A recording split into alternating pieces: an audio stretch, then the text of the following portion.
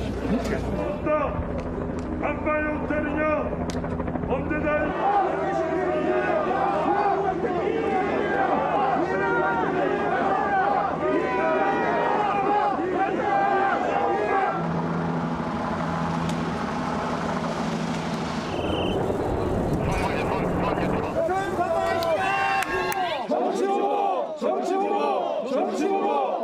이명박 구성무효! 이명박 구성무효!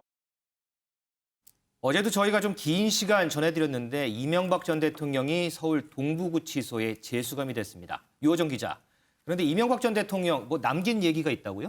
네, 실제로 저희가 영상을 통해서 어제 상황을 좀 길게 전해드렸지만 이명박 전 대통령의 모습을 직접 보거나 하지는 못한 상황이잖아요. 그랬었죠. 그런데 저 이제 검찰청으로 향하는 차량 안에서 같이 변호인이 타고 있었는데 변호인을 통해서 좀 국민들 혹은 기자들에게 전하고 싶은 말이 있다라고 이제 남긴 상황입니다.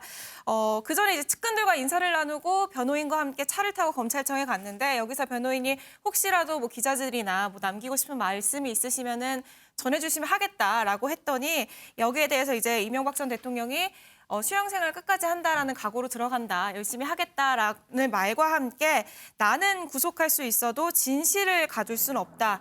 그 믿음으로 이겨내겠다라는 말을 전해달라라고 했고 지금 변호인이 전한 상황입니다.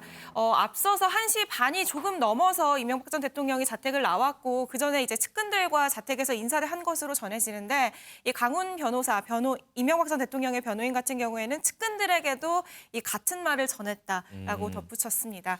이명박 전 대통령의 나이가 있는 만큼 만약에 형기를 다 채우면은 95세가 돼서야 나올 수 있는 상황인데요. 그렇죠. 뭐 일각에서는 사면 얘기도 나오지만 이 전 대통령은 당일에 95세까지 다 채우고 나올 생각으로 들어간다라는 얘기를 전했다고 지금 전해지고 있는 상황입니다. 나를 구속할 수는 있어도 진실을 가둘 수는 없다. 윤경호 의원님, 어떤 의미일까요? 글쎄요. 이명박 대통령이 얘기하는 진실이 뭘까 저도 상당히 궁금합니다. 그러나 이 전 대통령의 이번 판결에서 드러난 혐의를 보면, 범죄를 보면 저는 다른 걸 떠나서 대통령이라는 자리에 있으면서 대통령의 직위를 이용해서 돈 욕심을 냈다. 이게 과연 국민에게 떳떳할 수 있을까라는 생각이 들었습니다. 그러니까 다스라는 회사가 내 것이 아니다라고 얘기했으면서도 거기서 돈을 갖다 쓴 거. 이건 뭐 어찌 보면 뭐 횡령이라고 돼 있었지만 다툼, 형제간의 다툼 아니면 뭐 다른 제3자와의 다툼이다. 거기까지는 제가 넘어갈 수 있습니다. 그러나 다스의 소송과 관련된 비용을 삼성에게 대납을 시킨 그것도 현직 대통령의 자리에 있으면서 전 그건 그야말로 선거를 통해서 뽑힌 이 대통령이라는 자리를 이용한 국민을 어찌 보면 기만한 가장 실망스러운 배신 행위였다. 전 그런 생각이 들어서 과연 이 전 대통령이 저렇게 진실이라는 말까지 쓰면서 정치 보복이다라고 얘기할 근거가 뭘까 저도 좀 의문이 들었습니다. 알겠습니다. 이명박 전 대통령은 이 동부구치소 독방이라 그러죠. 독거실에서 재수감이 돼 있습니다. 최현미 기자. 지금 박근혜 전 대통령 같은 경우에는 서울구치소 독거실에 있잖아요. 이 동부구치소 독거실하고 서울구치소 독거실하고 좀 차이가 있어요? 네, 뭐 규모만 일단 따지고 보면 박근혜 전 대통령의 방보다는 한 평 정도 넓다고 합니다. 3.3제곱미터 한 평이요? 예, 그렇습니다. 한 평 정도 넓다고 합니다. 이명박 전 대통령이 지금 머물고 있는 곳이 화장실을 포함해서 총 4평 정도 되거든요. 저희가 어제도 잠깐 소개해드렸지만 뭐 침대도 있고 싱크대도 있고 그리고 이제 화장실 샤워 시설도 있고 이제 지금 사진에 나오고 있는데 저런 모양의 방이라고 해요. 근데 이제 뭐 박근혜 전 대통령도 들어가는 비품이나 구조 같은 건 다 비슷한데 이제 이거보다는 좀 한 평 정도 작은 방이라고 합니다. 뭐 그 이유를 뭐 굳이 따져보자면 이 동부구치소 자체가 굉장히 최신 시설이에요. 그렇죠. 원래 성동구치소였다가 동부구치소로 옮겨오면서 2018년 정도에 지상 12층 높이의 최첨단 시설로 지어졌다고 합니다. 그래서 아마 이제 뭐 규모라든지 뭐 그런 걸 감안해서 공간도 조금 넓은 것 같고요. 제가 이제 박근혜 전 대통령이랑 비교를 하다 보니까 좀 궁금해서 과거에 전두환 노태우 대통령이 머물렀던 곳은 어땠는지도 좀 확인을 해봤는데요. 찾아봤는데 노태우 전 대통령도 서울구치소에 있었거든요. 그리고 전두환 전 대통령은 안양교도소에 있었는데 이 두 분은 6평 가까이 되는 독거실에 머물렀다고 해요. 그때는 심지어 접견실까지 딸려 있었다고 합니다. 그러니까 원래 없던 방을 개조를 해서 접견실까지 갖춘 독거실로 만들어가지고 두 대통령을 이제 머물 수 있게 만들었던 흔적들이 있었고요. 심지어 다른 수감자들하고 아예 전혀 접촉할 수 없게 별채에다가 따로 만들어서 이제 이 두 사람, 이 두 전직 대통령을 좀 예우했다고 해야 될까요? 그런 식의 어떤 조치들이 있었던 것 같고요. 실제로 지금 이명박 전 대통령 같은 경우도 동부구치소 12층이잖아요. 지금 여기는 일반 수감자들도 있는 상황입니다. 그래서 그 수감자들하고 최대한 접촉면을 줄이기 위해서 별도의 지금 차단 시설을 설치할 계획도 지금 가지고 있다고 합니다. 그런데요, 이런 상황이 계속되니까 일각에서는 또 이런 얘기도 나옵니다. 전직 대통령은 왜 전부 독거실에서 지내느냐, 이 특혜 아니냐, 뭐 이런 얘기도 나오는데 유호정 기자, 이거 특혜예요? 네, 사실 이른바 이 깜빵 생활이라고 하면은 우리가 생각하면 흔히들 이제 여러 명과 함께 생활하는 이런 모습을 떠올리게 되잖아요. 그런데 사실 이 법으로는 보면은 원칙상으로는 1인 1실이 원칙입니다. 네, 그런데 아무래도 시설이 부족한 데다가 뭐 여러 가지 상황을 고려했을 때 수용자를 보호해야 할 이런 사유가 있을 때 이렇게 여러 명이 함께 생활하도록 할 수 있는 상황인데요. 이런 결정은 교정 당국의 최고 책임자 결정을 할 수 있는 뭐 구치소장이나 뭐 이런 수감시설의 책임자가 죄질이나 나이나 뭐 여러 가지 상황을 통해서 최종적으로 결정을 하게 되어 있습니다. 사실 이렇게 1인 1실이 원칙이지만 아무래도 시설 부족 문제가 가장 이유가 크겠죠. 이런 부족한 시설 문제 때문에 오히려 이런 1인 1실 독거 수용이 예외적인 상황이 됐고요. 결과적으로는 이렇게 대통령이 1인실을 쓰는 것이 특혜 아니냐라는 말까지 나오고 있는 상황입니다. 실제로 오늘 제가 법무부 관계자와 이제 직접 얘기를 해보니까 좀 여러 가지 상황을 고려를 했는데 아무래도 전직 대통령이다 보면은 지금 이미 있는 일부 수용자들과의 뭐 충돌 가능성, 접촉 가능성 이런 점도 고려를 해야 됐고 특히나 뭐 전직 대통령과의 형평성 이런 점도 고려를 해야 됐다라고 지금 설명을 하고 있는 상황이고요.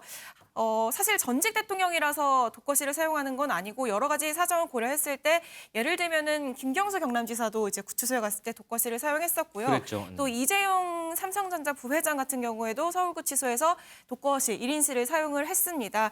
뭐 이런 상황을 두고서 계속해서 특혜 논란이 일어나자 2018년에는 이게 바로 특혜다라면서 일부 한 시민이 헌법 소원도 청구를 했더라고요. 그런데 이에 대해서 형평성을 평등권을 침해할 가능성이 없다라면서 각하된 사례도 있습니다. 지금 우리 유호정 기자 설명 들어보니까 뭐 딱히 특혜는 아닌 것 같은데 권상희 평론가님, 그럼에도 계속해서 지적은 나와요. 그럼 이 부분에 대해서 좀 사회적 논의가 필요하다. 논의 필요한가요?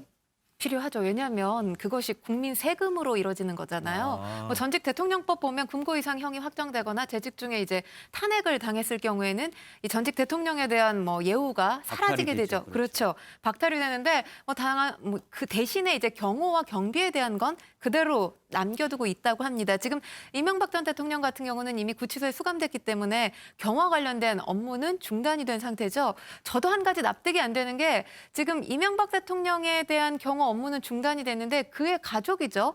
김윤옥 여사 같은 경우는 경호가 제공되거든요. 그렇죠. 과연 이 부분을 국민들이 이해하고 받아들일 수 있을지에 대한 부분 의문이 남고요. 그렇기 때문에 지금 사회적 논의가 필요한데 사회적 논의를 할 때 저는 한 가지 지금 미리 말씀을 드리고 싶은 건 우리나라가 지금 이념간의 대립이 상당히 심각한 상황이에요. 보수냐 진보냐에 따라서 네 편 내 편 가르고 있는 상황이기 때문에 이런 사회적 논의 역시 전직 대통령이 보수 출신이냐 진보 출신이냐 또 이걸 나눠서 편 가르기 할까 봐 그게 한 가지 걱정이 되거든요.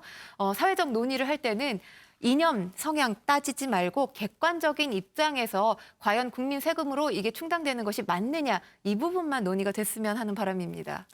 알겠습니다. 자, 다음 화제의 인물 화면으로 만나보시죠. 저희 결혼식에 이벤트가 필요한데 특별한 챌린지 주자를 지목함으로써 마음을 달래보려 합니다. 얼굴이 너무 인자하셔서 저희 주례 선생님으로 모시고 싶었던 정세균 국무총리님을 지목하겠습니다. 총리님 부탁드려요. 총리님, 지금 챌린지를 이렇게 드렸어요. 그러면 이게 참여를 하겠습니다. 해야지 할 수 있는 건데 참여해 주시겠습니까? 예, 아까 신혼부부가 저에게 주례를 부탁했거든요. 그래서 저는 아주 즐겁고 행복하고 기쁜 마음으로 주례를 수락하겠습니다. 와. 정세균 국무총리가 주례를 허락하는 이런 상황, 돌발적인 상황인가요? 네, 지난 주말에 있었던 이 코리아 세일 페스타 개막식 현장을 지금 보신 건데요. 그 개막식에 국민 참여단으로 참석했던 예비 부부가 총리님 인상이 너무 인자해 보여서 총리님이 주례를 봐주시면 참 좋겠다. 우리가 곧 결혼하는데 결혼식이 1월 16일이라고 합니다. 그렇게 현장에서 돌발적으로 부탁을 드렸는데 저렇게 총리께서 아주 행복한 마음으로 기쁜 마음으로 수락하겠다라면서 즉석에서 수락까지 한 상황이고요. 저 수락을 하면서 행사장에서 이제 축하 박수가 터져 나오기도 했다고 합니다. 이런 부분들에 대해서 이제 총리실에서도 추가로 좀 설명이 나왔는데요. 총리가 수락한 이유에 대해서 이렇게 설명을 했다고 해요. 가뜩이나 요즘에 집값이네 뭐네 일자리 때문에 여러 가지로 청년들이 힘들어서 미안한데 힘들게 결혼하는 이 젊은이들에게 그 정도 축의는 내가 해줘야 하지 않을까 하는 생각이 들었다. 그래서 수락했다라는 입장을 지금 밝힌 상황입니다. 저도 저 기사를 보고요. 저는 이런 생각을 했어요. 이 예비 부부들 국무총리한테 이제 주례를 쓰니까 얼마나 감격스러울까 저는 이런 생각을 했는데 그런데 윤 의원님, 야권에서는 또 자기 정치에 또 청년을 이용한다 이런 비판도 나와요. 저도 봤어요. 근데 저기 상황에서 저희 공개적으로 총리에게 주례를 좀 부탁드립니다라고 얘기했는데 총리가 거기서 제가 바빠서 주례를 못 써드리겠습니다. 또는 제가 이런 거 하면은 정치 행위가 되기 때문에 못 써드리겠습니다라고 얘기를 했어야 됐을까. 김병민 비상대책위원이죠. 전 그분도 굉장히 젊은 분으로 아는데 네. 과연 이런 식의 비판을 꼭 해야 됐었을까. 저는 정세균 총리가 저런 자리에서 즉답으로 그러니까 사전에 각본을 짜놓지 않고 했으니까 의미가 있는 거 아니겠어요? 그렇죠. 저런 게 오히려 사람 사는 세상을 만드는 참 좋은 모습인 것 같다.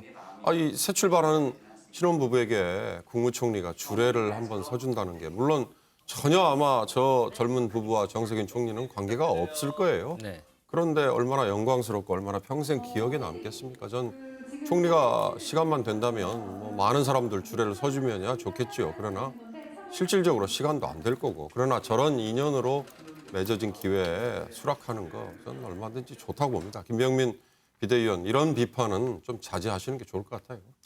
저는 지금 이 윤 의원님 평론 중에 가장 기억에 남는 말이 사람 냄새 나는 세상 이 말이 가장 기억에 남습니다.